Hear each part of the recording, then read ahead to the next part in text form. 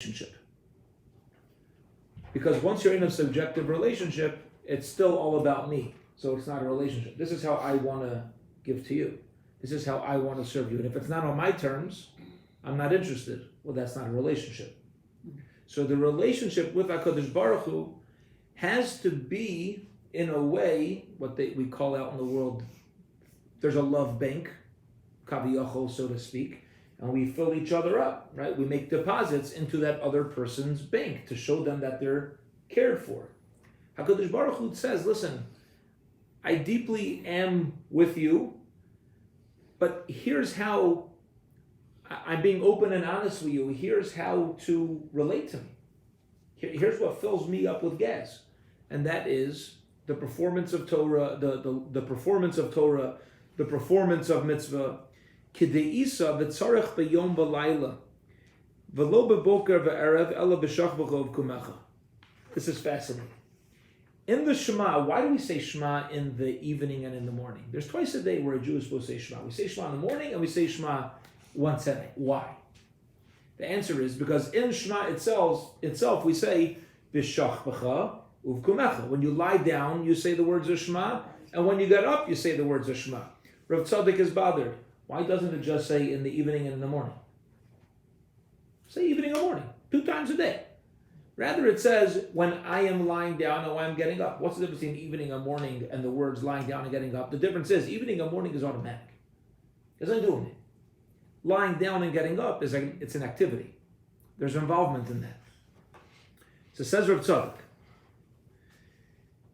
the Yahev Hazman Bezeh, the Torah is purposely writing about a time period to say Shema through giving us words of activity. Mishum dahaboker ve'erev heim shnuyim ba'olam v'lo ba'adam. Evening and morning are changes that happen to planet Earth. Those are not changes that happen to me. Those are not changes that happen to me. V'hayadai b'kabbalah achas l'shneim. So if I'm just going ahead and doing something for evening and morning that's taking place in the world, that has nothing to do with anything that's on my behalf. Rather, we want things that are a change in a person. Biyom, during the day, kam va'osek b'melachto. A person gets up and we have activity. We go out and we do work. We're busy. Things are happening. V'tzarech kabbalah somach l'shemaim. And during that time period, we need kabbalah somach l'shemaim. Shakol ma'asav yilu l'shem shemaim. We have to know, this is so beautiful.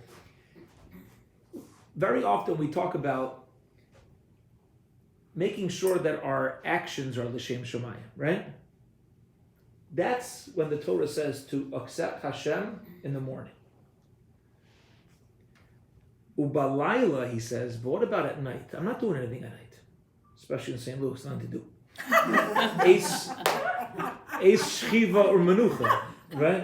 What's going on at night? Nothing, right? I tell people I love living in St. Louis and visiting Lakewood. I don't want to live. I don't want to live in Lakewood and visit St. Louis. I want to live in St. Louis and visit.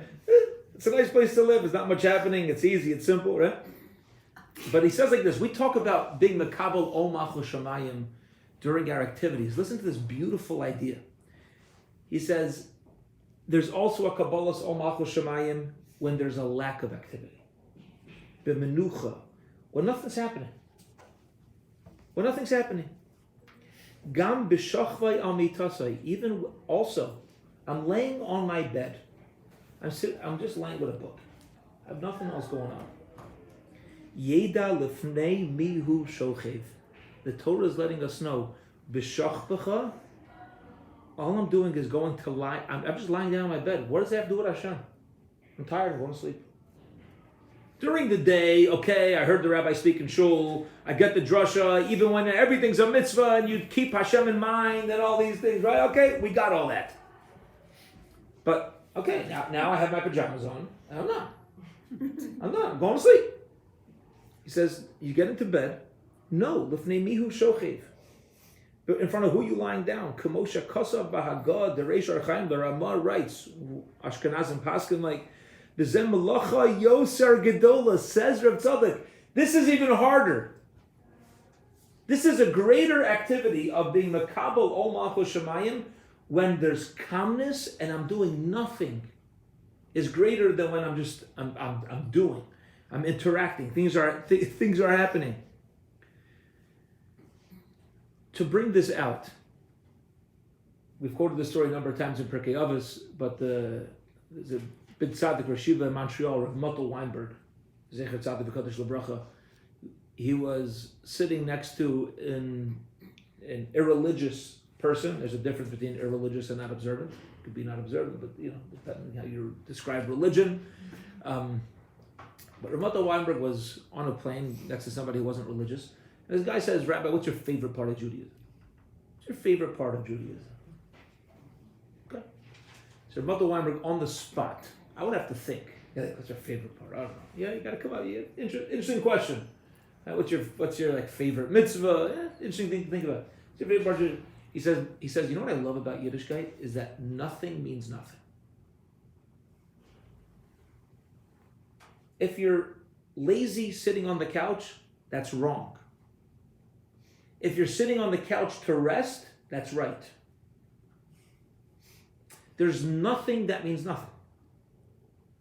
If we're showering, it's a mitzvah. We're taking care of our hygiene. There's a mitzvah to take care of your hygiene. It's not like, oh, I'm just showering. No, it's a mitzvah. Right? There's not a moment of our day that's not active. The frequent, most common example given by the Baalei Musar is the EKG machine.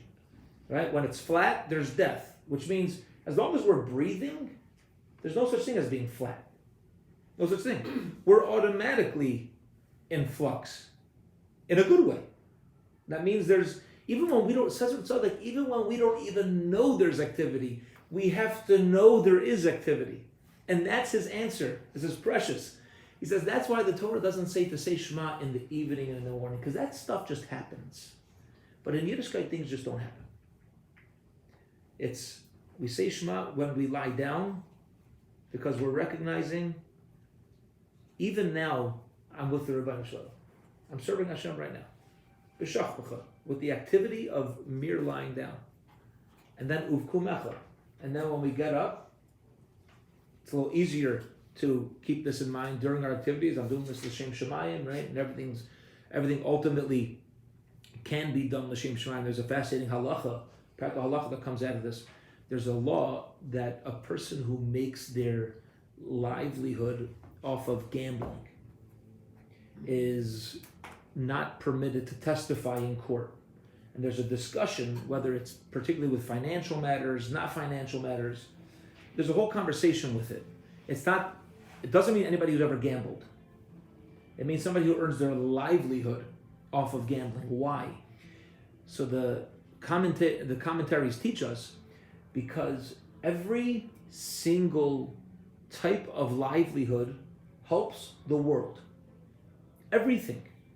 Think of one area of income that any of us have ever been involved in that is not helping and enhancing Hashem's world. It all does it. When you gamble, there's no enhancement to the world.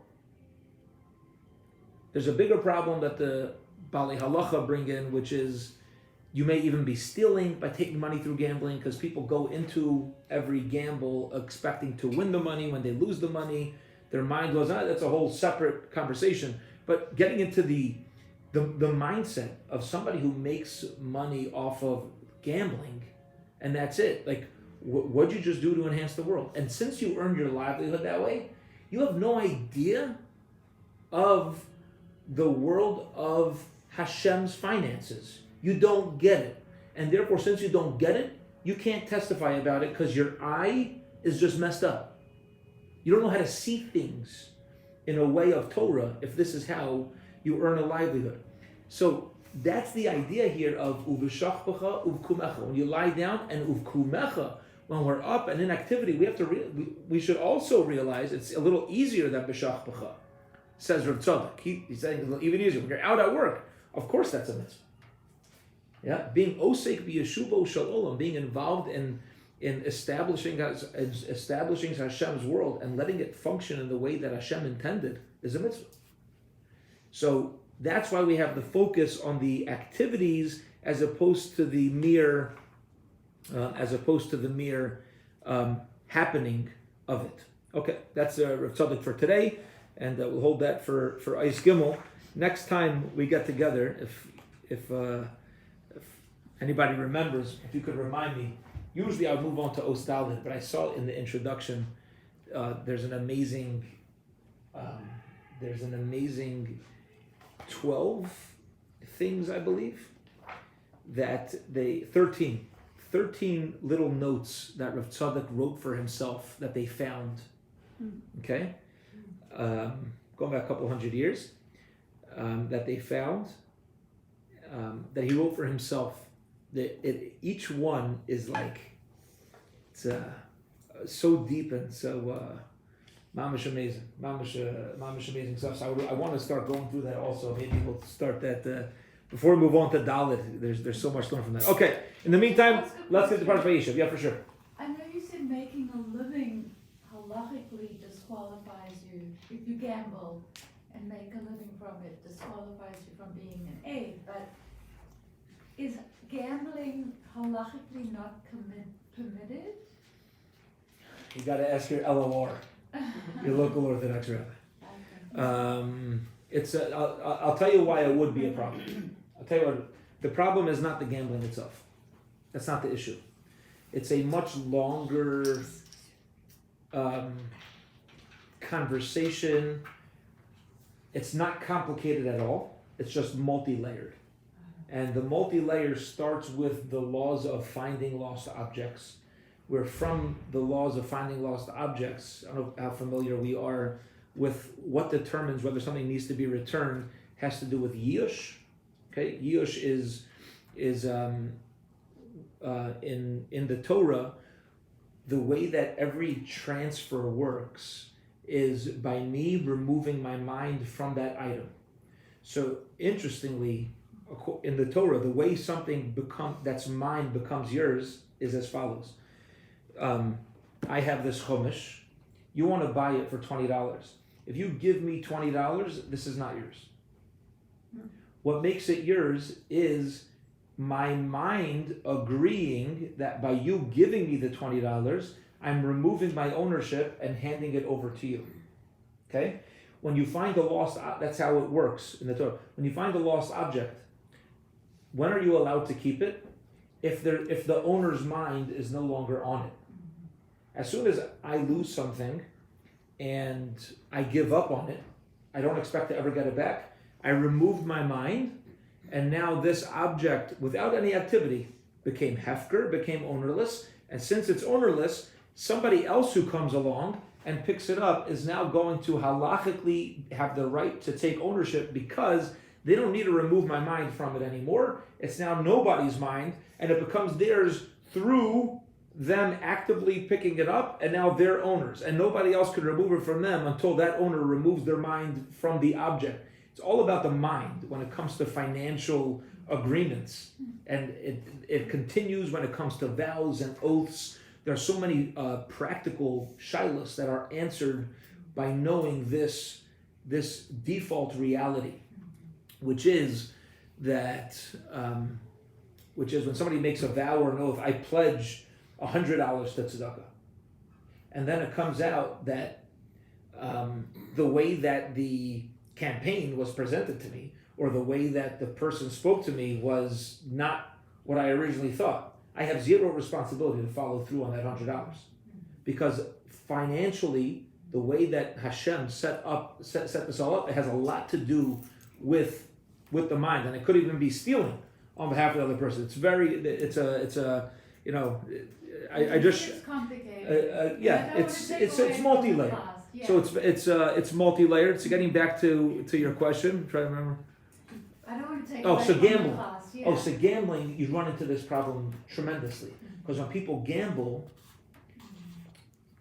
since they don't expect to lose their money, you may very well be a thief by taking the money. That is that's why there's many layers to it, more than just gambling itself being like it's how ownership works in the Torah could be a big problem when it comes to particular areas of particular types of gambling. Sometimes you hear things and you're like, oh, that was just like, I wasn't expecting that, I wasn't expecting that, like, why don't we go swimming on Shabbos? So there's a conversation if you can't go swimming because it's a problem of construction or whether it's a problem of lighting fires. Like, what? Seriously? Really? I thought it said you can't go swimming, No, it doesn't say that, right? But sometimes the answer comes from like a whole different angle. You're like, oh, because they used to light fires under bathhouses, and if you put your whole body in the water, you might come to warm it up, or you might, or if you go and put your whole body in the water, you might come to build a raft, or the whole whatever. So it's like, oh, that was not expected. That was totally unexpected. So that falls here as well. All right, let's get going. Parshas Vayeishev. Okay. Let's learn a little bit about Yosef HaTzadik, and I'm going to need some guidance over here. There's really so much to understand. This shift that we're taking from Yaakov and Esav to this story of Yosef. Okay, and we'll see soon why. It's a little mind blowing. And the story of Yaakov and Yosef, of Esav, we're going to see doesn't end. Yosef's going to take Yaakov's place. That's going to be the theme of today, really. Where we kind of view Yosef as like, oh, this is the next step of the story. Yosef is the new Yaakov and Esav. And if that makes no sense, we'll explain it. And it's amazing. Mamish amazing. Okay. Paragraph Zayin Pasuk Aleph. Let's get going. Vayeishev Yaakov be'eretz migurei Aviv. And Yaakov dwelled in the land that his father traveled in. We know that his father Yitzchak, Isaac, never left the land of Israel because he was a holy sacrament. So Yaakov lived be'eretz Canaan. He dwelled in the land of Canaan. Okay. Now, let's start talking about Yosef and Yaakov, and hope we don't get stuck on this for too long, because I want to move on and get back to it, but let's see what happens. Rashi says, two pshatim, we're going to focus on the second one first. Says Rashi, why does Parshas Vayeishev follow Parshas Vayishlach? Where at the end of last week's Parsha, we listed all of Esav's offspring, all of these chieftains. I love this, I love that, I love it, all of it. What's the deal? Says Rashi. Vayeishev Yaakov settled. Hapishtani hazeh, there was a fellow who sold flax. Nichnasu gemalav, he gives us a story. And the guy sold flax. Camels came into town with a lot of flax. Hapchami tama, and the blacksmith who makes sparks was astonished. Where are we going to keep all this flax? There's no room for all this flax. Why the flax seller order so much? And one keen person responded to the blacksmith, let me tell you something. You're wondering about all this flax and where it's kept and what happens with it? Let me tell you something, sweetie. One spark of your hammer that touches this flax, poof, it's gone. Okay? Shasayir Peskula will burn it all up. What is this parable? What's going on here? Kach Yaakov. Yaakov, so too. Ra'az Kalu, saw all the chieftains that are coming out of Esav. Tama, he was astonished. Lamar, mi yachol lichvais is kula. I'm fighting against Esav. What am I supposed to do? Yeah, who could conquer it? Who could conquer this? Maksiv lamata. So how does our parsha begin? It says, Eila told us, Yaakov, this is the offspring of Yaakov, which is the beginning of the second pasuk, Yosef. You know who's going to conquer Esav? Yosef. He's the 11th kid. But Yaakov waited for Yosef to be born to now come and meet up with Esav. He wasn't confident till now. Uksiv, Bahaya Beis Yaakov Eish, Ubeis Yosef Lahava. And it says in the pasuk, the house of Yaakov is a fire, the house of Yosef is a torch. Ubeis Esav lekash, and the house of Esav is straw. So that's the parable over here, and this is a pasuk in Ovadia. Okay, so all of a sudden, what Rashi is letting us onto is Yosef is this antidote for Esav. Yosef and Esav are the antidote. So what's going on over here? So let's start by jumping ahead a little bit. Start by jumping ahead and just to create the picture of what's happening between Yaakov and Esav, and ultimately what led the brothers to this parsha of selling Yosef. Okay, this is going to be one picture that brings so many different moving pieces together. It's fantastic. Let's start with the Malbim. The Malbim says on the third pasuk in our parsha, which says that the brothers hated Yosef, okay, and because Yaakov loved Yosef the most, Yisrael loved Yosef the most, says the Malbim. You know why the brothers hated Yosef? Because he had the Ksonas Pasim. He had this beautiful coat. And this was not a simple coat. This was not just a beautiful coat that they're jealous about a coat. No, this is the coat that Adam and Chava originally dressed in, and ultimately were passed down through all the generations. Noach ended up with it. It ended up by Nimrod, and by Isa, ended up with Yaakov. Okay? So here's what happened. Says the Malbim. The brothers were nervous that Avram had two children, Yitzchak and Yishmael. What happened?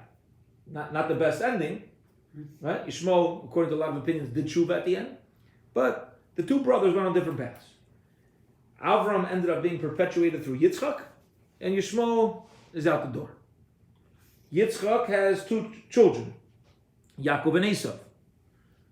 Yaakov ends up with the brachas, and Esav, who had originally, call it tricked, right? Conversation of itself, he ends up out the door.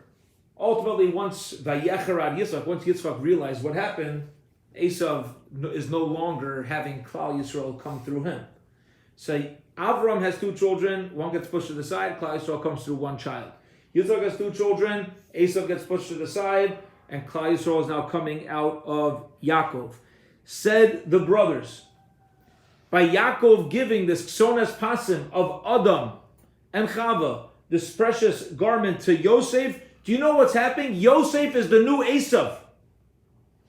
The same way Esav tried tricking our father's father, tried tricking Yitzchak to think that he's a tzaddik, that's what Yosef is doing too. And you know what this is why they paskin these Chayav Misa. Because they felt that Yosef is destroying Klal Yisrael. Yosef is the new Esav who's tricking Yaakov into, look, I'm a big tzaddik, like Esav was trying to do, and push away the other tribes. And this way Yosef can have all of Klal Yisrael come through him. No more Shvatim, just Yosef. The same way Avram had Yitzchak and Yitzchak had Yaakov, Yaakov's going to have Yosef. This is Yosef's agenda. This was the issue the brothers had. Now the Torah is telling us that really the whole thing was a mistake. They weren't being down the kasko, so to speak, right? They weren't viewing the situation appropriately. But this is what, like, okay, you're jealous of your brother, you're the biggest people, like the shiftei ka. None of us touch their anything. Forget a toenail. We don't touch anything about their greatness. But the way that they saw things, Yosef was completely destroying Klal Yisrael. They viewed him, this is the first hint where we see they're viewing Yosef mamish like he's Esav. It's mamish how they're viewing him. Okay. Now, what do we see in Rashi? The opposite is true. Because Rashi just showed us from the pasuk in Ovadia that Yosef is Yaakov and Esav is just a bunch of flax, which can be burnt up in a minute, which going back to what we learned together a couple of weeks ago, this mashal is beautiful, this parable is amazing, because Esav is the Yetzer Hara, the angel of Esav is the Yetzer Hara, which is just cotton candy, it's just fluff, it's just flax that can be burnt up with one spark. You could totally get rid of him. Everything's on the surface. Esav himself is called Adom. His name is Edom, red, from the red cholent.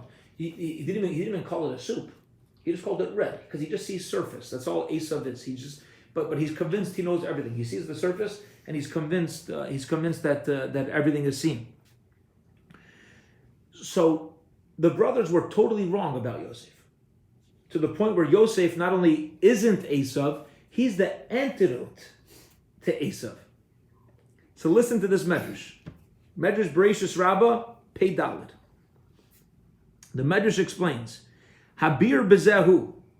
He says like this. This is the explanation.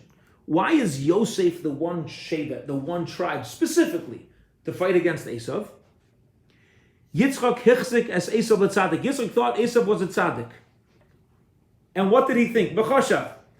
She'af she'bechitzoniya shalai. He said,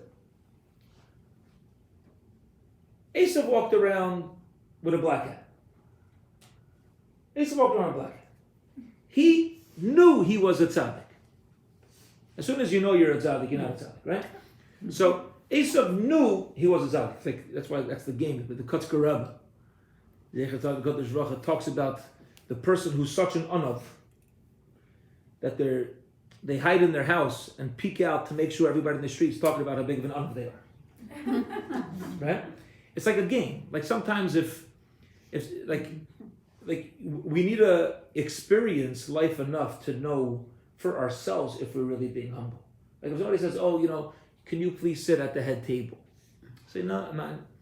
That itself could be arrogance. Like just go. Like make the person happy. Like, what, you think you're so cool that you don't need to sit at the head table now?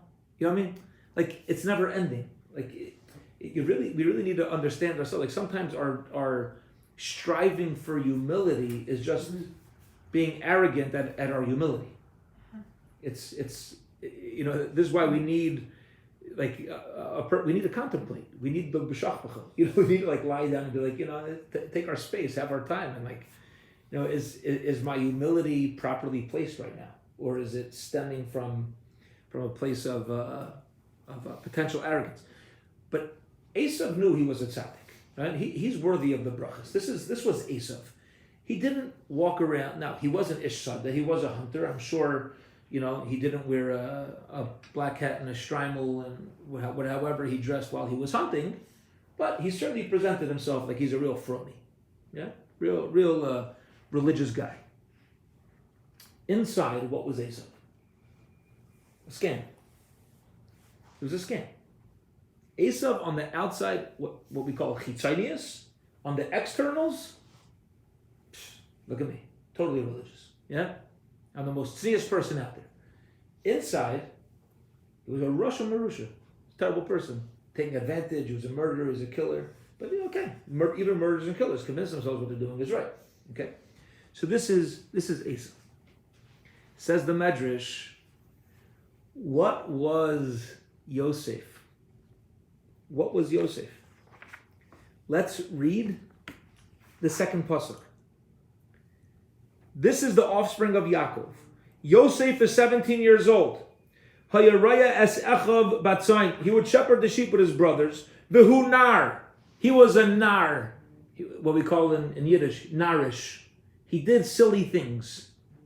In what way did Yosef do silly things? Rashi says, Shaya Isa Maisa Narus. He was engaged in things that young people take seriously. Misakin and Besarai. He would walk over, make sure his hair was perfect. Memashmesh Be'inav, he made sure his eyes were beautiful. Right? We know the entrance to a person's soul is their eyes. You could see a lot about a person, the way that they represent their eyes, the way they look at you. He was very careful in how he placed his eyes, both physically and spiritually. It's a beautiful idea. Memashmesh Be'inav means he was careful with what his eyes, how his eyes saw things. But also physically. He made sure he was put together. Kadeshi and Nira Yafa. He wanted to look impressive. The Torah is letting us know this. Okay? So what was Yosef? The exact opposite of Esav. Esav, on the outside, looked like a frummy. Inside, Yosef didn't really care how people viewed him on the outside. He was a tzaddik. He was Yosef a tzaddik. Look, we're going to learn through the Parshas. We're going to see everything he did. On the outside, he was a little cool. That's what we call, that's the word we use now. He's a little cool guy. Right? Put together into his stuff. Okay. But that's not who he was. He just presented himself like I'm a cool guy. But inside, he was what we call teichen. He was healthy. He was deep. He was true. And both Yosef and Esav have this counterbalance, but they're exactly opposite of each other. The exact opposite. Yosef's busy building himself up internally to a point where he's the only one of the tribes. He's number 11, but there's no other tribe who has a second name. Right? I don't know. Somebody once quipped to me. He's like, Menachem, why does every yeshivish person have two names? Like every Chaim Yankel, like everybody's got two names. Like, I don't know what's going on. It's like, I don't have two names. Not fair. You know, it's like everybody seems to have two names besides for me. What's that quip? He said, all the Shvatim have one name. Reuven, Shimon, Levi, all of a sudden, Yosef Tzaddik. He's the only one who we name, he's called the Tzaddik. Why is he the only one who's called the Tzaddik? Because he had to deal with this. He's called the Tzaddik after the story with Potiphar's wife. When he contained himself and he limited himself, that's from then on is when he gets this label Tzaddik. So it's so fascinating. He's put together, he's saying he cares about it, and he seems to be interested in his externals, but that's not really what's driving him. What's driving him is his internals. And Esav also, he's interested in his externals, but what's driving him is his internals. Except that Yosef and Esav had different internals. So the battle, here's how this picture comes beautifully full circle. The battle between Yaakov and Esav is the battle between Yosef and Esav. Yosef is taking Yaakov's place. Where previously you have Esav against Yaakov. Yaakov now has his sidekick. This child who has the same struggle, the same, difference between internals driving but presenting externally, and Yaakov now can bring him and say, Yosef, you've got the tools to take my brother down. Because you're the man of the hour. Now you're going to take the place and light the fire that's going to take care of the flax and burn up the flax. But this brings everything full circle, because for us, we now start to realize on the surface, it was very hard to know Yosef. To a point where the brothers thought that he was Esav and Chayav Misa. This is wild. In truth, Yaakov saw Yosef for who he was, and he said, no, Yosef is not Esav. Yosef is the antidote for Esav. He just looks cool. That's it. But his Panemius is well ahead of his Chitonius. And that's it. And that's something that ultimately came together. Okay. Mamish, it's really so much to notice over there. Yeah. Is that why he gave him the coat? Yes. That is why he gave him the coat. And if you want to add another beautiful twist to the story that usually not spoken about, but I was learning through some Sfarim on Sunday, and one of these Sfarim that I was learning mentioned this, and I jumped out of my seat. I was like, this is amazing. It just adds a whole added dimension. This coat from Adam and Chava, Hashem gave Adam when he was naming the animals. Nimrod ended up with the coat, and this is how he became. This is a medrash. This is something that is out in the public, so to speak. This coat Nimrod took. This is why he was a successful hunter, because the coat had pictures of every animal on it, and any animal that saw the coats, as soon as they saw it, they would lay down, and then the hunter would kill them. Esav killed Nimrod. That's where he got it. Esav, and that's why he became the Ishyar Deyat Tzayid. He became the hunter. Ultimately, he handed it over to Yaakov when Yaakov purchased the Bechorah from him. This was Yaakov's way of acquiring the firstborn. He received this coat. Okay. Now the Ksonas Pasim, this colorful coat had all the animals, is what he gave to Yosef. Now here's what I never chapped till this Sunday. This is why when Yaakov heard that Yosef was torn by a wolf, he refused to believe it. It says, Voyochol lehisnachim. He refused to be comforted because the brothers weren't aware of what's going on with this. And their whole claim was they took this Ksonas Pasim, which its superpower was to get the animals to lie down and to not mess. And they dipped it in as if Taraf Yosef, as if Yosef was torn up. Yaakov knew it's not possible. And therefore, he knew there's more to the story.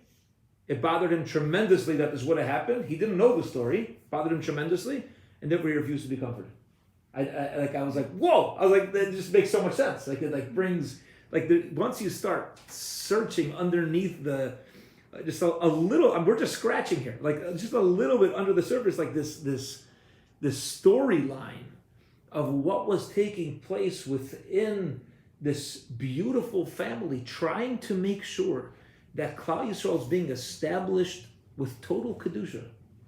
Everybody is just focused on one thing. The Shvatim, by trying to kill Yosef, they were focused on the kedusha of Klal Yisrael.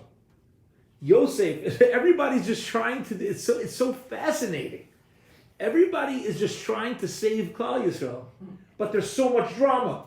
Like, you're trying to do this and boo it, and the Torah is telling us this is how we were established. I'm really confused about one thing. The Kesonas Pasim is the same. It's the same article of clothing as that when you're talking about.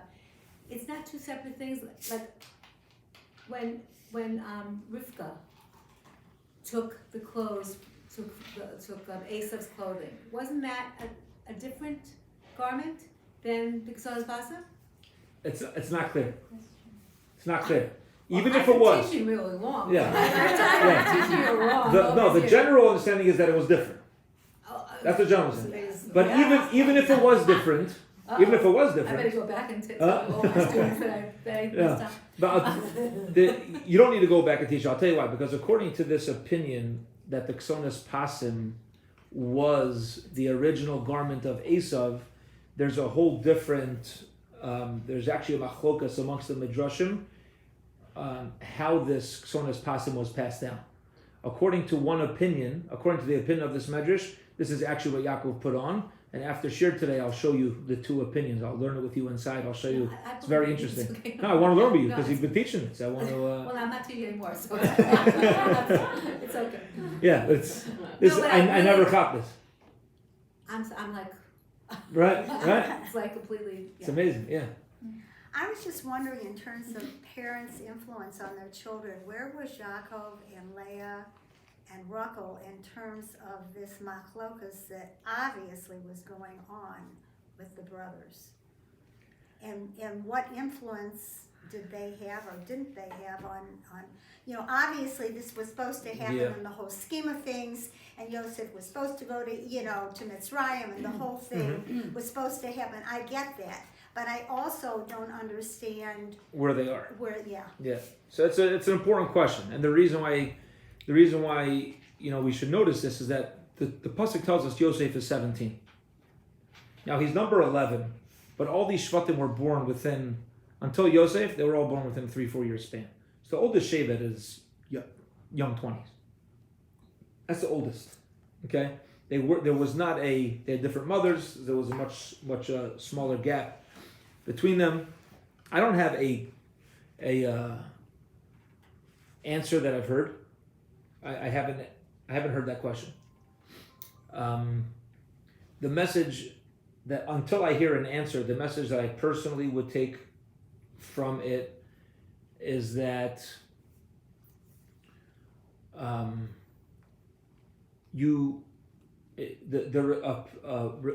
parental responsibility is limited, for better or for worse. For better or for worse. My mother would say, I don't take the blame and I don't take the credit. Right? I don't take the blame, I don't take the credit. There's a certain point where we have to, this is very important, where we have to realize, as anybody, even if it's particularly for a parent who wants to like be in control. Like I had just 2 days ago, we gave our kids cans of Sprite in their snack. Okay, I'm trying to remember what happened. Give what? A can of Sprite. I'm trying to remember where they got sodas from. I'm trying to remember what it was. Oh, from the Kowalski made like a Shema at night for the kids, and they gave out cans of Sprite. Right. So it was nighttime. They say Shema was like what, 6 o'clock or so, right? So we told the kids, you can't drink it tonight. You can drink it tomorrow. We don't want you drinking Sprite before you go to bed. Okay, trying to be good parents, right? In the meantime, so the kids put it into their lunch, and they come to school the next day, and very nice. And we pick, my wife picks up one of the children from school, and she's very sad. One younger girls is very sad. What are you sad about? Well, I took out my can of soda by snack time, and another girl in my class walked over to my teacher and said, right, you're not allowed to have Sprite in school? Well, blank Tendler has Sprite. And her teacher took it away. So, okay, so my daughter's very sad. So as a parent, what do you want to do? We want to go beat up the kid, you know? I was like, get over here. Yeah, Lashon Hara, I'll give you a share, you know what I mean? Who are you to snitch on my kid, you know? I'll tell you the difference between telling and tattling. If you want to help her, that's telling. You just want her to lose the story, you're at tattling.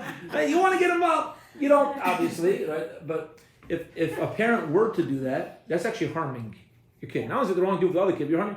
A kid has to learn to experience life. It's going to happen. It's going to happen to her all the time.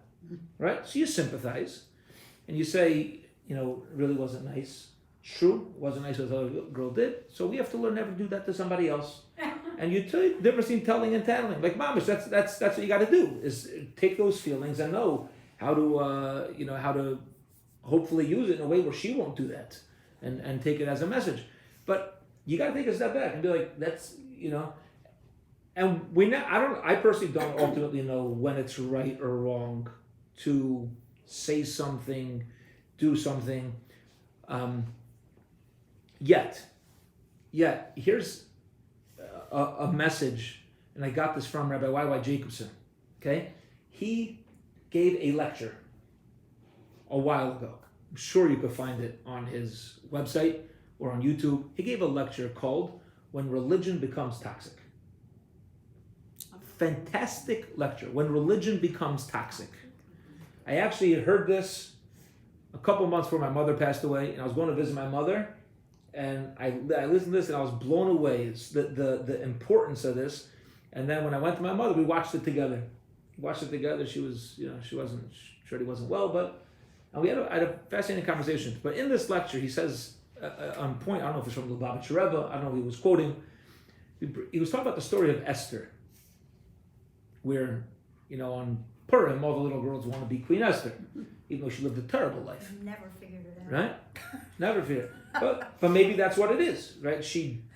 Once the story of Purim happened, the rest of us are dancing in the streets, and she's still living with Achashverosh for the rest of her life. Right. She did not have a Purim story. Everybody else did. She never, think about it, she never had a Purim story. She never, it's like, hello. You know what I mean? She dedicated everything so that we can have a Purim. When she comes to Mordechai and has the conversation about whether or not she should go in,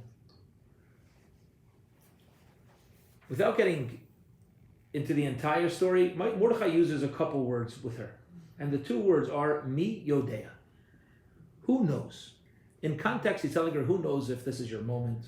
If you don't step up to save Klal Yisrael, somebody else will. There's a lot to say about that as well. That's certainly true. But Rabbi Jacobson focused on, I think he was quoting Lubavitcher Rebbe, that mi yodea is letting us know that ultimately, in any one of our lives, our personal life, our siblings' lives, our parents' lives, our children's lives, anybody's life, mi yodea, we as human beings have no way of knowing the journey that neshama must be on. And this is what Mordechai is telling Esther. You're going in now to yourself, to Achashverosh. Why you need to be living with this scoundrel of a king? Why you need a mi idea? We don't know our personal journey. We have to strive to know it, but we certainly don't know anybody else's journey. And we can have a child. We can have a child who grows up in a wonderful home and then turns. And we're like, what happened? The answer is, mi idea. That's their journey. HaKadosh Baruch Hu needs this neshama to be in a particular place, to be on a particular journey, and we have zilch, zero control, zero authority, zero knowledge of what that ultimate journey is going to look like, what it's going to be. But all we can do is for anybody, within our families, within our homes, is just plant seeds with them and then see. And then mom is just check it out, see what ends up growing. But mi idea, we don't have control. So where my mind is to answer the question, where was their involvement? Yaakov obviously knew that in this particular area, he didn't have room for involvement. But what if all your children, Ches v'Sholem, were against the one whose soda was what if they were the ones doing it to their sister? That's a whole different thing than someone from the outside doing it. Right. So you have brothers who are ganging up against another brother in a very serious way. But here's the reason why. I understand why. I understand the why. I just don't understand how the parents could be disconnected. Could not have any influence on 10 of their children against one. So I think I don't know. So I don't either ultimately know. But I think we can start. We can possibly get in there a little bit, get into this, which is if the brothers are viewing Yosef as Esav, right, fooling Yitzchak, yeah.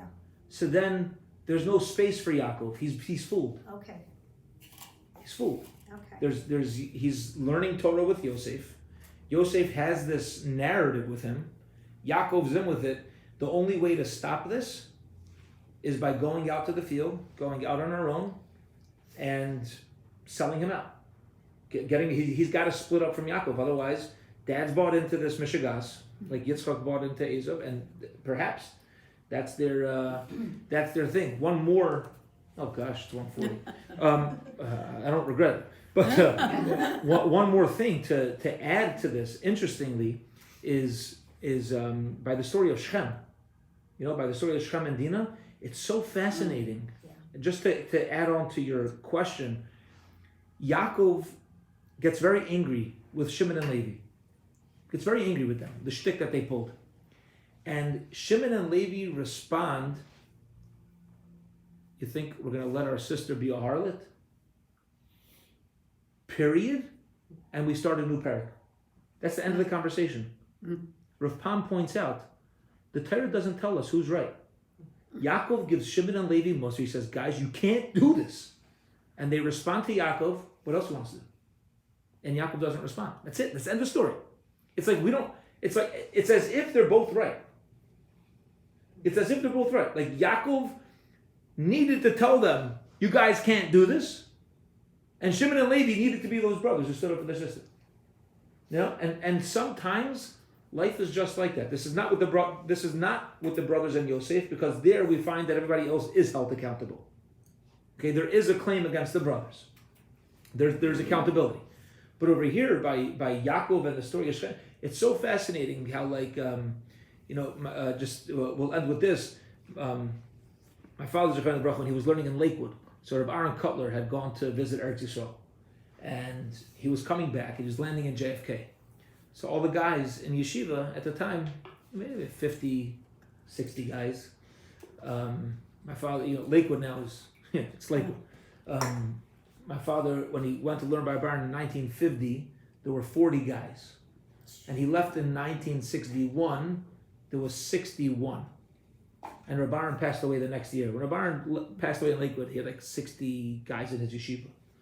And now there's like 10,000, whatever. So, I mean, it's a whole city here. It's over 100,000 people. It's amazing, how you just plant seeds and then it goes. Right, Rabbanan Kotler had gone to Eretz Yisrael, and he was coming back, and he was landing in JFK.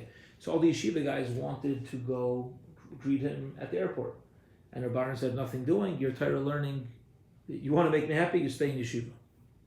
So my father and a few of his chaverim, they called up Rav Moshe Feinstein. They asked Rav Moshe, "What should we do?" So Rav Moshe said, "It's Rav Aaron's responsibility to tell you to keep learning, and it's your responsibility to go to the airport."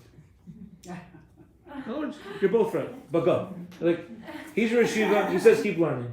But I'm telling you, as what you're supposed to do as Talmidim, is go meet him in the airport. Right?